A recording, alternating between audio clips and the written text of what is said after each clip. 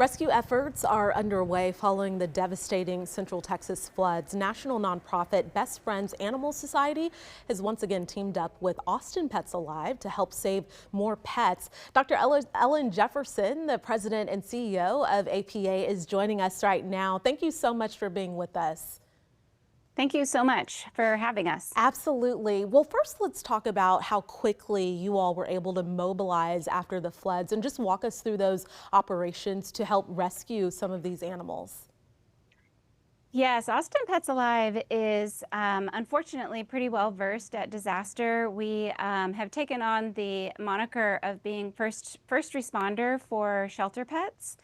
It's a group of animals that are typically overlooked during disaster because they're in a shelter behind closed doors, and often are euthanized in government shelters because the government needs to make room for animals to come in that are lost and found. And so we really spend our first few hours just contacting all shelters that are in the wake of the storms and asking them if they need help clearing out their animals so that they can handle the lost and found needs.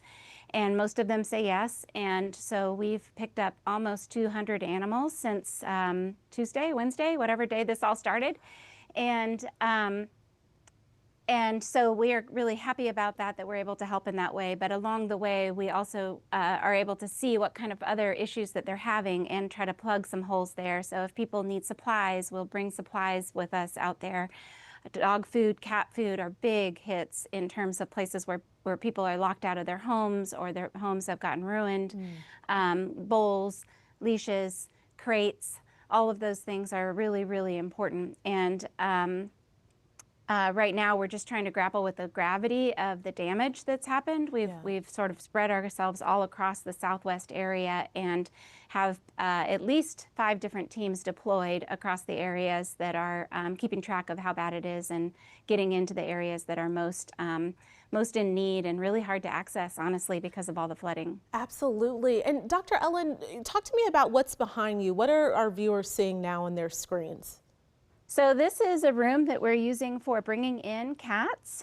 We'd like to keep the cats and dogs separate so the cats can not be so stressed by dogs around them. So we have, I don't know, probably 30 crates in here that are set up for cats.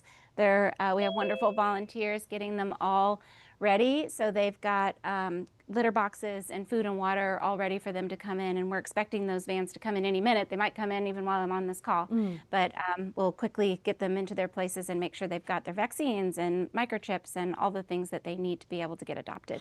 And I know you're so grateful for the volunteers. Speaking of them, this was really a team effort. I want to go back to this morning. About 120 pets were transported to Salt Lake City just to make space for the pets that were displaced by the flood. Can you give us some insight on the multi-state coordination efforts that you all have underway? Yes, that's so important to have partners that can help. You know, we're kind of a receiving center for a lot of animals that are in need. And then when we have partners like Best Friends or anybody really, we're able to share the animals with them, and then that helps us make more room for the incoming animals in Texas and our region. So last night around 3 a.m. our staff started working on, staff and volunteers, it was a huge volunteer effort, started working on getting the dogs and cats transported to the airport in San Marcos. And at 5 o'clock they boarded a plane and got out, and we saw them being unloaded via video in Utah.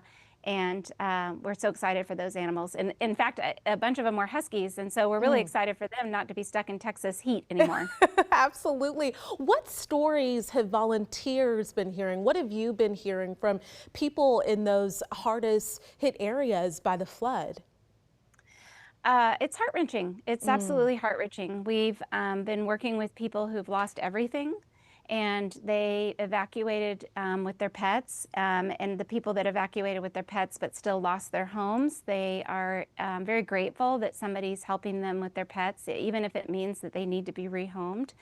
In situations where people are living in motels, we're giving them enough supplies, pet supplies, to be able to make it through so they don't have to go buy all that again.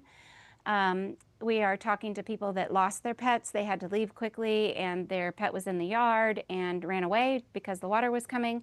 And in those situations, we've even had some reunifications where we're able to connect the lost and found postings with the pet that's at the shelter, where we're trying to help them make space.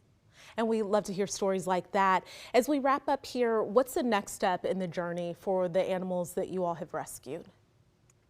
So for the ones that are coming to us, they are past their stray hold. So these are animals that were in the shelter before the flood hit. And so these are we're not worried about reuniting the ones that are coming to Austin. So those are now getting ready for adoption. We've had people come and foster them at our Austin location, and we're getting them to adopters and across the country. The work that is happening out in the field continues. We are setting up supply centers, we're setting up search and rescue centers, we are trying to connect a lot of these very tiny rural shelters with technology so that they can actually be able to see a broader base of people that are looking for their pets and hopefully have more reunifications, and we're bringing vet services as well. So we're trying to kind of cover all bases over the next week or so. Okay, and Dr. Ellen, our viewers have big hearts. How can they help? Do they need to volunteer, donate? How would you tell them to help? The biggest thing we need right now is financial contributions. We're taking in a lot of pets. We have a lot of wear and tear going on their vehicles, and our staff are working around the clock, literally around the clock.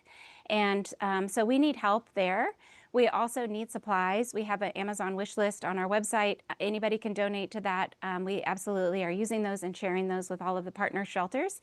And if you live in the area and want to foster is our biggest need, and then volunteer. We're accepting volunteers at all hours of the day to try to get them hooked up with things like this, helping us get ready for a massive intake.